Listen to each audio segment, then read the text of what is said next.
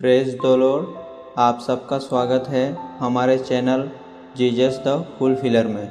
आज मैं आपको दानियल और सिंहों की माद की कहानी के बारे में बताऊंगा, जिसका वर्णन बाइबल में दानियल की पुस्तक में उसके 6 अध्याय में 1 से 28 वचन में किया गया है। आइए तो हम वीडियो को शुरू करते हैं।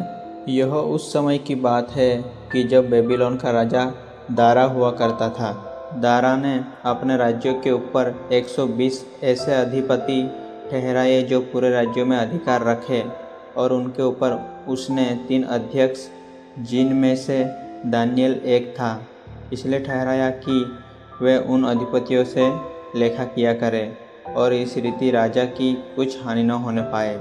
जब यह देखा गया कि दानियल में उत्तम आत्मा रहती है, तब उसको उन अध्यक्षों और अधिपतियों से अधिक प्रतिष्ठा मिली, वरन राजा यह भी सोचता था कि उसको सारे राज्यों के ऊपर ठहराए। तब अध्यक्ष और अधिपति राज कार्यों के विषय में दानियल के विरुद्ध दोष ढूंढने लगे, परंतु वह विश्वासयोग्य था और उसके काम में कोई भूल या दोष न निकला, और वे ऐसा कोई अपराध या दोष न पा सके। तब वे लोग कहने लगे, हम उस दानियल के परमेश्वर की व्यवस्था को छोड़ और किसी विषय में उसके विरुद्ध कोई दोष न पा सकेंगे। तब वे अध्यक्ष और अधिपति राजा के पास उतावली से आए और उससे कहा, हे राजा दारा, तू युग युग जीवित रहे। राज्यों के सारे अध्यक्षों ने और हाकिमों, अधिपतियों, न्यायियों और गवर्नरों ने भी आपस में सम्मति की है कि राजा ऐसी आज्ञा दे और ऐसी कड़ी आज्ञा निकाले कि 30 दिन तक जो कोई हे राजा तुझे छोड़ किसी और मनुष्य या देवता से विनती करे, वह सिंहों की माद में डाल दिया जाए। इसलिए अब हे राजा, यह बात मादियों और फारसियों की अटल व्यवस्था के अनुसार बदली न जा सके। तब राजा दारा ने उस आज्ञा पत्र पर हस्ताक्षर कर दिया।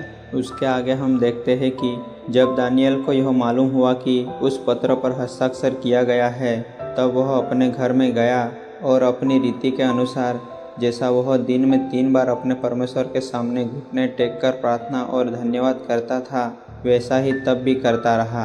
तब उन पुरुषों ने उतावली से आकर दानियल को अपने परमेश्वर के सामने विनती करते हुए और गिड़गिड़ाते हुए पाया।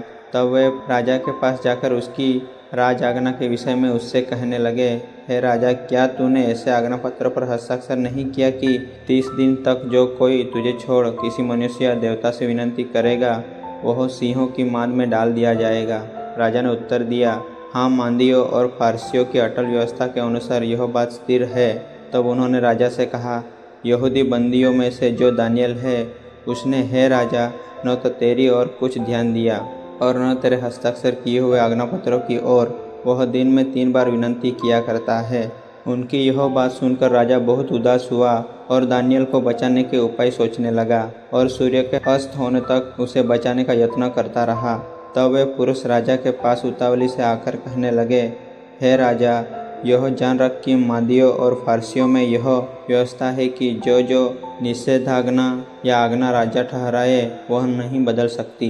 तब राजा ने आज्ञा दी और दानियल को लेकर सिंहों की माद में डाल दिया गया। उस समय राजा ने दानियल से कहा, तेरा परमेश्वर जिसकी तू नित्य उपासना करता है, वही तुझे बचाए। तब एक पत्थर लाकर उस गड्ढे के मुंह पर रख दिया गया और राजा ने उस पर अपनी अंगूठी से और अपने प्रधानों की अंगूठियों से मुहर लगा दी कि दानियल के विषय में कुछ बदलने न पाए। तब राजा अपने महल में चला गया और उस रात को बिना भोजन खाए रहा, और उसके पास सुख विलास की कोई वस्तु नहीं पहुंचाई गई और उसे नींद भी नहीं आई। भोर को पौ फटते ही राजा उठा और सिंहों के गड्ढे की ओर फुर्ती से चला गया। तब राजा गड्ढे के निकट आया, तब शोक भरी वाणी से चिल्लाने लगा और दानियल से कहा, हे दानियल, हे जीवते परमेश्वर के दास, क्या तेरा परमेश्वर जिसकी तू नित्य उपासना करता है, तुझे सिंहों से बचा सका है? तब दानियल ने राजा से कहा, हे राजा, तू युग युग जीवित रहे। मेरे परमेश्वर ने अपना दूत भेजकर सिंहों के मुंह को ऐसा बंद कर रखा है कि उन्होंने मेरी कुछ भी हानि नहीं की। इसका कारण यह है कि मैं उसके सामने निर्दोष पाया गया, और हे राजा, तेरे सम्मुख भी मैंने कोई भूल नहीं की। तब राजा ने बहुत आनंदित होकर दानियल को गड्ढे में से निकालने की आज्ञा दी। तब दानियल गड्ढे में से निकाला गया और उस पर हानि का कोई चिन्ह न पाया गया, क्योंकि वह अपने परमेश्वर पर विश्वास रखता था। तब राजा ने आज्ञा दी कि जिन पुरुषों ने दानियेल की चुगली खाई थी वे अपने अपने बाल बच्चों और स्त्रियों समेत लाकर सिंहों के गड्ढे में डाल दिए जाए।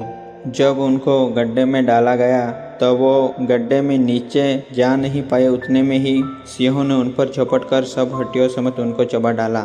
तब दारा राजा ने सारी पृथ्वी के रहने वाले देश देश और जाति जाति के सब लोगों और भिन्न भिन्न भाषा बोलने वालों के पास यह लिखा, तुम्हारा बहुत कुशल हो। मैं यह आज्ञा देता हूँ कि जहाँ जहाँ मेरे राज्य का अधिकार है वहाँ के लोग दानियेल के परमेश्वर के सम्मुख कांपते और थरथराते रहें, क्योंकि जीवता और युगानुयुग तक रहने वाला परमेश्वर वही है। उसका राज्य अविनाशी और उसकी प्रभुता सदा स्थिर रहेगी। जिसने दानियेल को सिंहों से बचाया है वही बचाने और छुड़ाने वाला है, और स्वर्ग में और पृथ्वी पर चिन्ह और चमत्कारों को प्रकट करने वाला है। इस प्रकार दानियेल दारा के राज्य के दिनों में सुख चैन से रहा। Praise the Lord. हमने इस कहानी में देखा कि कैसे दानियेल के विरुद्ध अधिपति और अध्यक्षों के द्वारा युक्तियां बनाई जा रही थी, परंतु वे नहीं जानते थे कि दानियेल जिस परमेश्वर की स्तुति और आराधना करता है वही जीवित और सच्चा परमेश्वर है। और हमने यह भी देखा कि दानियेल कैसे खराई से प्रभु में बना रहा, उसकी आराधना करता रहा। दानियेल ऊपर इतनी बड़ी मुश्किलें आई पर भी वह प्रभु में अड़ा रहा बिना किसी भय के। वैसे ही हमें भी परमेश्वर के प्रति अपने मन में विश्वास रखना है। हमें किसी भी सताव और विरोध को देखकर डरना नहीं और घबराना नहीं है। और जब हम कोई भी विपरीत परिस्थिति में प्रभु में बने रहते हैं तब परमेश्वर हमें हर परिस्थिति में से बचाता है और हर शैतानी युक्तियों से बचाता है, जो हमने दानियेल के साथ देखा कि कैसे दानियेल संकट के समय परमेश्वर में बना रहा और उसके पुकारने पर प्रभु ने सिंहों के बीच उसकी सहायता की। वैसे ही हमें भी परमेश्वर की भय और आज्ञा के अनुसार जीवन व्यतीत करना चाहिए, तभी हम परमेश्वर के सामने निर्दोष पाए जाएंगे, जैसे दानियेल पाया गया और सिंहों के बीच से जिंदा लौट आया। आमीन। आशा करता हूँ कि आपको यह दानियेल और सिंहों की मांद की कहानी पसंद आई होगी और अपने मित्रों के साथ भी ज़रूर शेयर करें और हमारी आगे आने वाली वीडियो के लिए हमारे चैनल को सब्सक्राइब करें।